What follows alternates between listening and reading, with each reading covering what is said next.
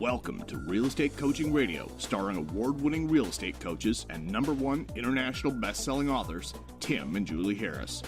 Real Estate Coaching Radio is the nation's #1 daily radio show for realtors who demand authentic, real-time coaching. Get ready for fluff-free, unfiltered, full-strength honesty about what's truly working to get you into action, helping others, and making money now in today's real estate market. Now to our hosts, Tim and Julie Harris. And welcome back to Real Estate Coaching Radio. Guys, we are going to be talking about a topic I know all of you will love, and this topic is real estate investing. This is something, it's got to be one of the top, 3 to 5 questions we get. It was a chapter, not a big chapter in Harris Rules. It was sort of the crescendo of the book. So we're going to be drilling down on all the stuff that you guys need to know when you're deciding to become real estate investors. And we're going to approach this from a very, I'm not going to say basic because it's not really basic, but we're going to approach this from an everyman's perspective. We're going to share with you anecdotal stories about how Julie and I started investing in real estate, 25 years ago, and how other people have done the same thing. We're going to do our best to show you the path of least resistance to creating financial freedom, where you can be rich, where your money works for you and you no longer have to work for your money. We're going to walk you through, Julie created the content. Julie, am I setting the bar too high here? No, we're doing this in a very organized, systematic approach so that they can take it step by step. We're going to, and I'll just lay it out, we're going to go from specifics you need to know about your own financial situation, because that's just good money, business, family, everything management, before you go taking the potential risk. I mean, it's a risk, it's investment. In some cases, you're speculating. But we're going from knowing about your own financial situation. Then why would you want to invest in certain types of, whether it's commercial or multifamily, et cetera. Then we're going to talk about how to go about it, and there's an element of how to get that type of loan and different ins and outs, and then where to find it. So we're going to walk them through a series of podcasts that will get them there, and then they can make good decisions. So these series of podcasts are going to be note takers for sure. Julie, how long have you spent putting this together? I mean, just in a condensed, presentable format. It's been, 3 weeks, maybe a month? Yeah, about 3 weeks. I'm still polishing a lot of it. So, it's there's a lot to it. Some of it's a little analytical, some of it's financial. As for the most part, our listeners are residential agents, and finding things that are a little bit off the menu takes more research. And so, it's going to be a little bit of work, but we'll get them there. And it's something everybody's asking for, so we have to deliver on that. That's right. So we started with 2 premises. Number 1 is that you guys want to be rich, where your money works for you. You no longer have to work for your money. We started with the premise that you want to wake up in the next 3 to 5 years where you have enough money coming in every single month from your cash flowing real estate that if you chose not to, prospect, if you chose not to go on a listing appointment, if you chose not to show a buyer, a house in 2 feet of snow, you wouldn't have to. The wouldn't have to part is the rich part, where your money works for you. You no longer have to work for your money. So we're going to show you the same thing we've shown our own personal coaching clients for the past forever. Most of them have followed this process. We have had people, when we have this conversation on our podcast or when Julie and I present this live, we've had lots of people come up to us that are in their 50s, and they'll say things like, I wish I would have done exactly what you guys would have said back when I got into business. So here's the thing I want all of you to open your minds to. So number 1, I assume that you all want to move towards having that financial freedom, being rich. Don't have the word rich, don't take that with any political context, or try not to run any sort of, socially approved, politically correct filters through that word. Just simplify it. Rich is where your money works for you. You no longer work for your money. And number 2, the other thing that we know is that very few residential real estate agents actually invest in real estate. And I don't think they don't invest in real estate because they don't want to be rich, but because they have the lack of knowledge or confidence. There's always the litany of reasons why someone will not want to purchase rental properties, and we're going to kind of nail every single one of those excuses. So at the end of this series of podcasts that we're going to do, you guys will feel incredibly confident. You'll feel, frankly, like, oh my gosh, I should have done this already. So that's the approach you should take, one of optimism, one of, interest too. Have this be something that will help you realize that really getting to that point of being rich, using our definition so that it's simplistic, that is something that all of you can achieve, not in a lifetime, not when you're ready to retire, not in a billion years, not in whatever, but 3 to 5 years. Because this plan that we're going to give you is designed to work fast. The maximalist approach to everything is what we're doing, which means you apply everything to get the result as quick as possible. That's really our approach with coaching. That's our approach. That's the reason we have on this podcast, it's in our coaching programs, it's fluff-free. And on this podcast where we're talking about investing, it's also going to be fluff-free. We're just going to cut to it and tell you guys exactly what to do. What you do with this information after we give it to you is it's up to you. But at least we'll have demystified the process of going about getting to that point where you are financially independent. So, Julie, we have a lot of ground to cover. Let's skip our usual preamble and jump right in. What do you say? No worries. Yeah, and I think there's a nice byproduct with this too, which is it will help them deal with their own investor clients, which sometimes they just refer off because they're not comfortable with it. They don't have the education or the backbone to deal with it. So kind of covering two bases with us. So we're going to start out today with 5 money numbers that you must know about yourself before you invest. So yes, as Tim said, this is a note-taking type of podcast. So let's start out with number 1, your net worth. Yes, that's right. We're going to actually talk about money with you. I know that you don't get that a lot of other places, but that's why we're doing it. So your net worth. Do you know what it is? How do you figure it out? Well, let's do it. Add up your assets. What are your assets? Those are your bank account balances, balances in your retirement and investment portfolios, equity in your home based on today's pricing minus whatever you may owe on your mortgage or other liens on your home, equity in rental properties you've already got based on today's pricing minus any liens, and equity in any other items like paid off cars or things of that nature. Maybe you've got some other businesses or other investments, okay? So those are your assets. Then you're going to, so that's one number. You can figure all that out when you are off of this podcast. Add it all up, you'll have a number. Then you're going to add up what you owe, consumer debt like credit cards, student loans for some of you, tax liens, personal loans, anything you owe on, whether you have an interest rate on it or not, what do you owe, okay? Then you subtract your debts from your assets, and that equals your net worth. Now, why are we doing this? You got to know what that number is. Is it positive or negative? Is it trending up or down? Are you diversified or are you dependent just on one asset class? Maybe the only thing you've got is the equity in your house. Maybe you have a lot of rentals, but you don't have any other investments. Maybe you've been in the stock market but never bought a rental. So where is it parked? And what effect can you have on either paying off debt or growing your assets or both at the same time? So Tim, I wrote down the action step after they've done all this math is to use mint.com to track all of your debts as well as your assets. They're going to calculate your net worth on a daily basis once you've got those numbers plugged in. And really, it only takes about an afternoon for you to get that going. So you can track how you're doing literally on a daily basis. Anything you want to add to that, we're starting out with numbers they've got to know before they jump into investing.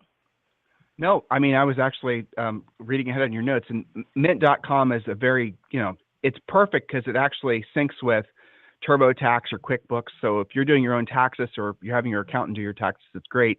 And it also pulls in like all the information from all your credit cards. So it'll pull in the micro data. It'll pull in, what your charges that occurred that day, or just interest that you may be paying on a credit card that you weren't aware of. And, we've caught credit card companies. We run things through a credit card for our business, and we'll see them, the pay cycle isn't really 30 days to get the balance paid off. The pay cycle is really, 22 days. Oh, and they changed their terms and conditions. Now it's 18 days, and Mint will tell you. So Mint's a great financial watchdog for all of you guys to have. I want to preface something that Julie just said. It's really important. A lot of you will count a piece of real estate with a mortgage on it as an asset, and technically it is. So if you had a $1 million property that you own $900,000 on it, technically you own $1 million asset.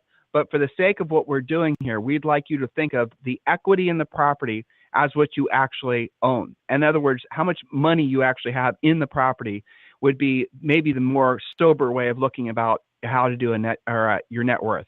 You can do it both ways. It makes you feel better to do it the other way. But realistically, we're trying to look at the $900,000 that you owe on it doesn't do you any good. The money that you have as an equity in it that's going to hopefully, turn into positive cash flow when you get a tenant in there or whatever, That's what you're going to be able to base your financial freedom on, not money that you owe. So we're just trying to, balance it out both ways. I know technically the way we're asking you to do it for many of you is going to be too conservative, but that's fine because people love to brag about the fact, I have $30 million of real estate. Well, that's fantastic. I heard somebody, a sales trainer actually, he was talking about the fact that he owns $600 million worth of investment property. Okay, well, how much do you owe on that $600 million? Something like $550 million. Okay, so of the $550 million that you, the $50 million equity that you actually have in the property, how much of that really is yours versus all of your partners? And then it gets down to it, it's like, 3 or 4 million. So but he wants to talk about owning $600 million of the real estate. But when you look at what his actual equity in it, it's like, not that great. I mean, by comparison, but man, it sounds cool to say 600 million, doesn't it? So start thinking like a real business person versus a lot of this, statistical stuff that people like to use just to puff themselves up. So just throwing that in there, again, trying to bring a practical, tactical approach to, becoming rich. Next point, Jules? Yes, excellent point. Okay, now there's a lot to this one too. It doesn't sound like it, but some of this is right out of your real estate treasure map. I think elements of this are also in the Harris Rules book, so it should be familiar, but we're going to drill down on it. Income, that's the second money number you have to be clear on. Do you understand your personal income trends, needs, and requirements for financial success?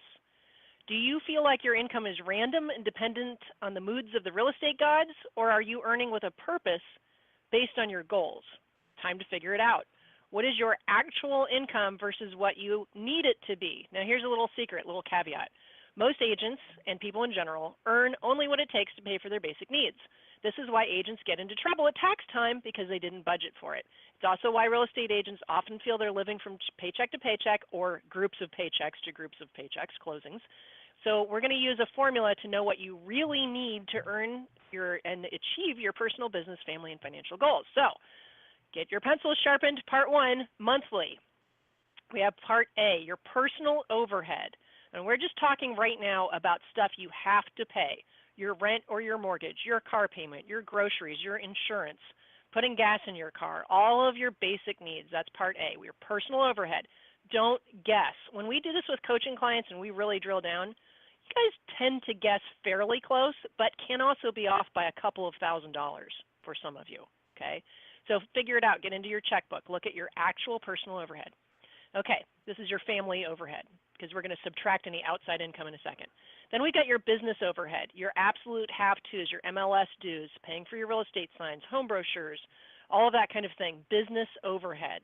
Then we've got letter C, fun. This is the money necessary for you to accomplish your fun goals this year. If you skip this category, you won't have any fun because if it's not planned for, it's not going to happen. That's like vacations, doing fun stuff to your house, shopping, whatever turns you on, fun money. Actually build it into the budget.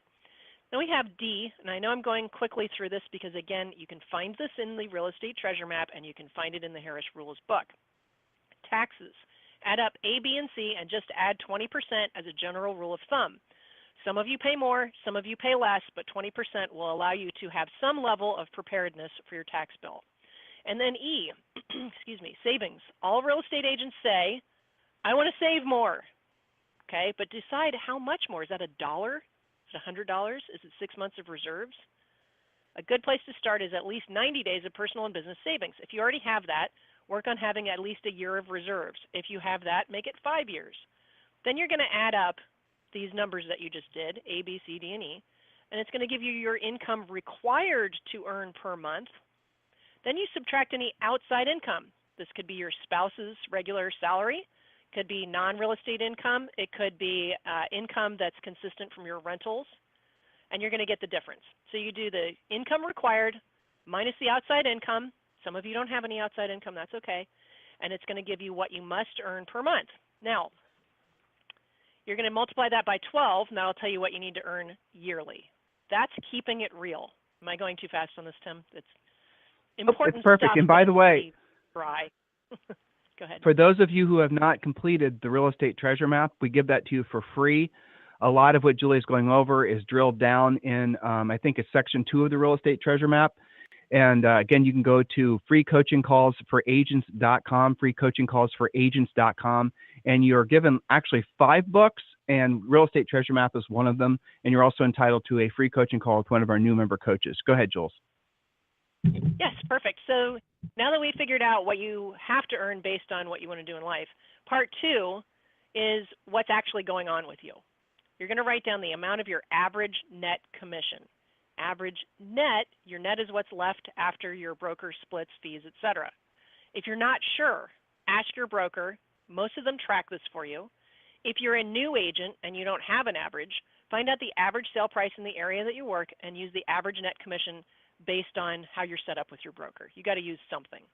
Okay, again, net commission is what you keep after broker fees, processing fees, transaction fees, all the rest.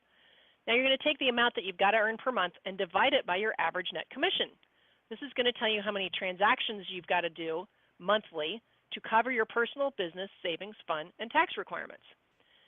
Take your amount needed per month divided by your average commission. That equals X number of deals monthly. And of course, you can multiply that by 12 to tell you how many deals you need yearly. Okay? So that's figuring out the brass tacks. Part 3. This is reality. I am currently averaging blank deals per month. Some of you are doing well more than necessary, and that's why we were thinking about these investment strategies, and that's fantastic. Some of you are not averaging what you need to not just get by, but to thrive yet, okay? So you're going to be honest with yourself. This does or does not cover my personal, business, savings, taxes, and fun based on your current averages. I am or am not satisfied with continuing to earn at this level. You've got to decide. Okay, so that's a whole big section on your income number. If you're not clear on that, I'm not sure the whole investment conversation is something you should be getting into just yet. Just keeping it real, okay? And again, we're taking a somewhat fiscally conservative approach so that you guys make the best decisions. Anything you want to hover on there, Tim, before we get to number 3? Nope, keep going. We're good.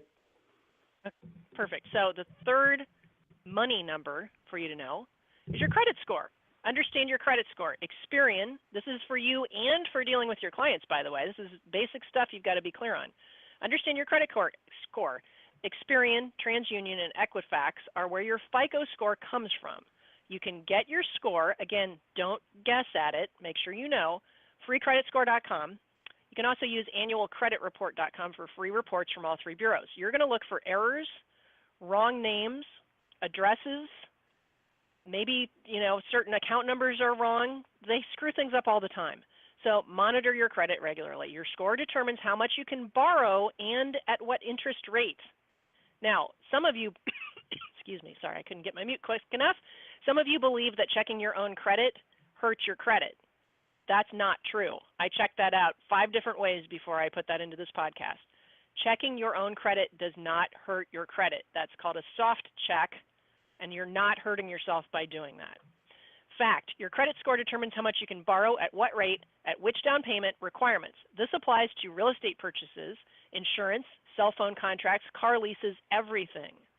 So you've got to know. Whatever your opinion is on credit, and I could probably do 5 podcasts just on the ins and outs of weird things that affect your credit, but I won't bore everybody. I'm going to do a tiny bit of that now. But what impacts your credit?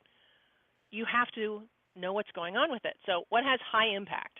Credit card utilization. This is how much of your available credit you're using at any given time. It's determined by dividing your total credit card balances by your total credit card limits. Now, here's something that's kind of counterintuitive. Most of the credit bureaus recommend that you keep your utilization below 30%. And I have read that it's actually better to have a 30% utilization than to actually have everything paid off, because that sometimes can affect your credit. They will argue with you that, well, you've got all this available credit, look at how much trouble you could get into. Again, I could go on. The credit thing is a tangled web, but general belief on credit from the different credit bureaus in my research is keep it below 30% utilization. Lower credit utilization rates suggest that you use your credit responsibly. So I won't go on about that too much. It's worth mentioning, though, Go ahead. Jules, if they were to use Mint to keep all their financial stuff in one place, Mint does give you free access to your credit report, and they update it every time your credit report's updated, every time your score is updated. So again, that's the nice thing about Mint. It keeps everything in one place. And no, we're not sponsored by Mint. Yeah. We just like the service they provide. Well, we use them. We like them. A lot of our coaching clients like them.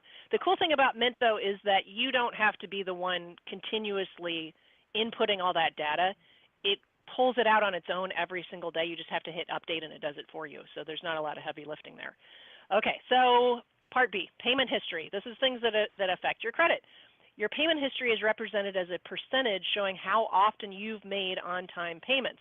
Paying bills on time obviously shows lenders and creditors you're reliable and more likely to pay back your debts. Late or missed payments absolutely significantly harms your credit scores, so it's important for you to pay all of your bills on time, obviously. Okay, so number C, derogatory marks. As of July 1st, 2017, about half of all tax liens and civil judgments have been removed, little known fact, from consumers' credit reports. That's good news because those derogatory marks have lowered people's credit. However, other things that are not tax liens and civil judgments can still affect in the same way, right? So collections, bankruptcies, foreclosures, that kind of thing. Now, let's move on to medium impact, and then we'll get off of credit here in a second. The age of your credit history. This is how long you've been managing your credit. It has nothing to do with your actual age. It's the age of your credit.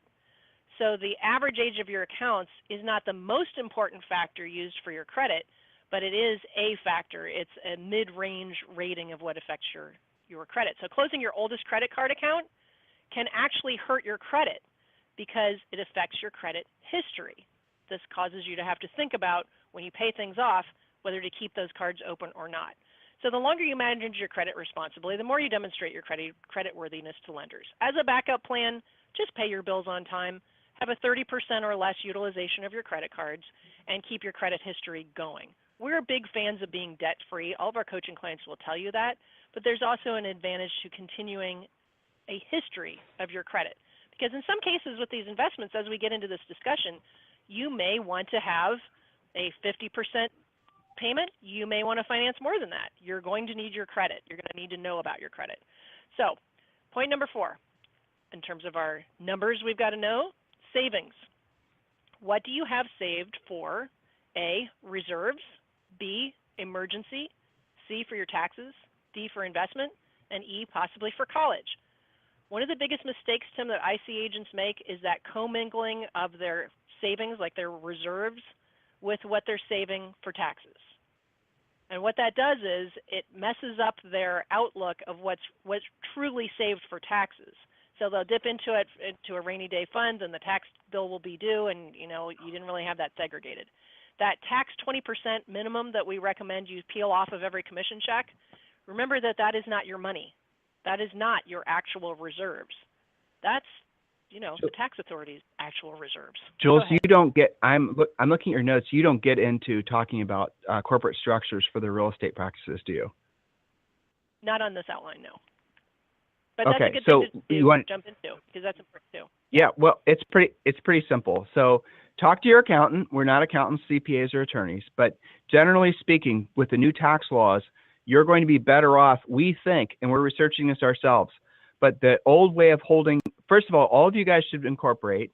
Every one of your, if you're a broker, obviously you're incorporated, but agents should incorporate as well. Your broker should be paying your corporation. Your corporation should be paying you payroll. Now, we don't need to get into the weeds. Some of you guys are saying, well, my income's not consistent enough. The payroll can be a small amount. The benefit of basically having your broker pay you or pay your corporation is that you then are going to pay less ultimately in taxes. Though it's not the actual name of it, the self-employed taxes, it does not have to be paid by you if you're employed by a corporation, even if you're the sole shareholder in said corporation. The other thing that's nice about running it that way is you will be forced to have a certain level of financial responsibility, because if you use Paychex or some payroll company, they're going to take out from whatever money you tell them to pay you. You're going to take out taxes, state taxes, whatever federal taxes. You're going to be forced to set aside money every single month for that, the tax payments, which will help all of you guys, frankly, have a lot more financial responsibility. The other thing that's nice about that is it does, oddly enough, make it so that you have more financial sobriety. I keep on using that word because so many of us basically have no financial sobriety. We're just basically like crazy college freshmen who've never been out of the house before, just discovered beer. More is better. And in other words, more spending, and who cares about debt? There's always tomorrow. And some people have a lifestyle that way for their financial lives. And that's one of the reasons they never really get ahead. So when you're setting your entity up there, I think that the new way of doing it is going to be set yourself up as a C Corp. And then the old way of doing it was setting yourself up as an S Corp. And the S Corp was just basically a pass-through. The new way, I believe, again, we're working on this ourselves, and you should do the same thing, is having your entity, whatever you want to call it, be a C Corp. Now, do you need to set the entity up in the state in which you reside? No, you do not. You can set up the entity in Nevada. You can set the entity up in any state you want to. But generally speaking, it's going to be easier if you set it up in your state. The one question you should ask before you hire an accountant or an attorney to set this up is how much are they going to charge to set up the entity, and what are the ongoing expenses for the corporation? Some states are not very competitive. You'll be required to have a whole bunch of extra filings and reporting, and your entity, your corporation, will end up actually costing you thousands of dollars a year just to set up. Now, the other reason you want to be doing a corporation is it does provide some level of asset protection. And again, this is something we'll talk about in an upcoming show. But an entity is designed because it has an asset protection. It is an asset protection vehicle, and that it is a thing. So you're working for this corporation, and if your corporation, through your efforts, were to get into some kind of trouble, they'd sue the corporation. They wouldn't necessarily have to sue you. Now, you want to make sure your broker, and again, I'm not going to talk about asset protection, but you want to make sure your broker has sufficient errors and omissions insurance, and the errors and omissions insurance has on its policy covering your corporation. If your broker does not have sufficient errors and omissions insurance, you might want to consider getting that yourself. It's really not that expensive. As you add properties, never buy a property or close on a property in your name. Even if you take a loan out on it, you can still close in a corporation's name. Every single property you guys buy as you add these should be in its own corporation, not in your name, and do not make the mistake of putting multiple properties in the same corporation. The reason is because let's say after you guys listen to this, you're all motivated and you buy 5 rental properties and you're lazy, or you get bad advice and you put them all in the same corporation. Well, let's say 123 Elm Street, the one you buy tomorrow, someone slips and falls, or who knows what, something happens. And then what happens is they can sue you, and they can go after the equity in the corporation. If the equity is holding 5 different properties, if the asset is holding, the LLC is holding 5 different assets, that means that they can hypothetically sue for the equity in all 5 properties. Whereas if you have each property in its own corporation, then it's protected. And again, I'm going to go back to what I said before. Don't just assume your state is the best state to form the corporation, and it's probably not. We have all of our corporations formed in states where, frankly, it's the least expensive and has the best protection, which is Nevada. And you guys can do the same exact thing. Tons and tons of information online about this. Nothing illegal, nothing nefarious. It's just boom, business setup. That's how you do things. It's the reason that a lot of big corporations have branches in Nevada for the same type of thing, because the corporate laws are frankly less onerous to small business owners like you guys are. All right, so we're going to pick up where we left off today, tomorrow, and we're going to be talking more about how you can actually get into motion purchasing properties. The big takeaway from today's show is that you guys can do this. You can get the ball rolling. We're going to show you how you can generate the down payments, usually from your commissions. We're going to show you how you can sometimes use owner financing for your down payments. We realize that, the first hurdle is getting over the fears of actually doing it. Now, let's assume that tomorrow we're going to move through the fears, and the next thing's going to happen. Your next big hurdle is going to be, where do I come up with a down payment? We're going to help you with that. And here's the beautiful thing. A lot of our original investment properties that we bought when we sold real estate, we were able to roll the commission in. We'd list a property, we'd end up, the seller said, I don't care who buys it, whatever nets me the most. Julie and I wanted to buy it. It was a great property. We purchased the property. We would roll our commission into the property, and that would act as part of our down payment. You following me? This is the reason why every agent should have an appetite of buying at least 2 or 3 rental properties per year, because you guys can create the down payment just from the transaction revenue. You following me on this? Now, the other thing is you can use a little bit of the owner's money. We did that once too. When Julie and I were in our early 20s and we wanted to buy a property, we didn't have enough down payment. The owner owned it. We got him to hold a little second mortgage for us, and we were able to close on it that way. And we'll walk you through how to do all of that. Then we're going to meander into how you go about, starting with single families, then maybe you branch into multifamilies. A lot of people it's almost like religious zealots about only buying multifamilies. Well, that's usually not the best fit for most folks. Most folks are going to be better off if they purchase single families for a whole bunch of reasons. The biggest one is that, generally speaking, they're a heck of a lot easier to get rented and keep rented. So we'll be talking about that on the shows over the next couple of days. So make sure you guys tune in and listen. Listen, if there's anything we can ever do for you, remember, you can always email us directly, tim@timandjulieharris.com or julie@timandjulieharris.com. We are going to methodically go through every single point that you need to know to how to purchase property. Through this information, by answering all your questions, you're going to discover motivation to go out and do it. Your next job is going to be to go identify a property, put one in contract, and go through the process and realize how, frankly, easy it is. And next little thing, some of you guys are going to be motivated just from listening to us today. I'm going to give you a little, where a lot of you guys will find a high level of frustration is when you realize that in your marketplaces, rental properties, buying anything really doesn't make sense because you cannot get it to cash flow. In other words, the rents are so far out of whack what the property values are. Most of the coastal properties are like that. We don't buy properties in markets like that. We don't buy properties in California, for example, because you can't really cash flow them. You get little, 2 and 3% returns on investments. So our suggestion to you is you look outside of your market. I know some of you are going to run into a big, fear wall about, oh my gosh, managing it and all that. We'll help you work through all that. It's not a big deal. But look in Charlotte, North Carolina. Look in Columbus, Ohio. Look in north part of Atlanta. Look in Indianapolis, Indiana. Look in all these places where the big institutional investors are purchasing. There's 3 or 4 hedge fund backed massive companies that are purchasing properties in these what have been called traditionally second and third tier markets, and they are buying these properties because they're able to get 7, 8, 9, 10% cash on cash return. With a mortgage, you guys would still be able to get probably 6 or 7% return, all the while the property is appreciating, all the while you're able to depreciate it, all the while you're getting cash flow depending on your down payment. You guys with me on all this?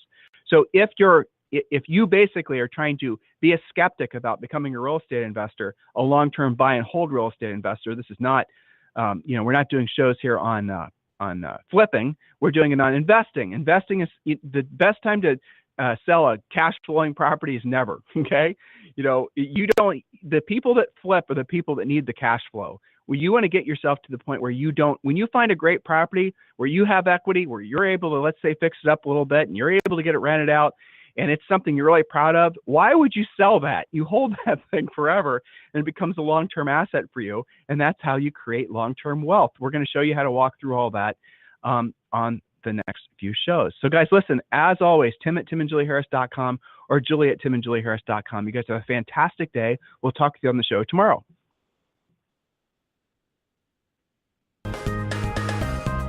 This program has been a presentation by Tim and Julie Harris, Real Estate Coaching. For more information on our real estate coaching and training programs, visit our website at timandjulieharris.com.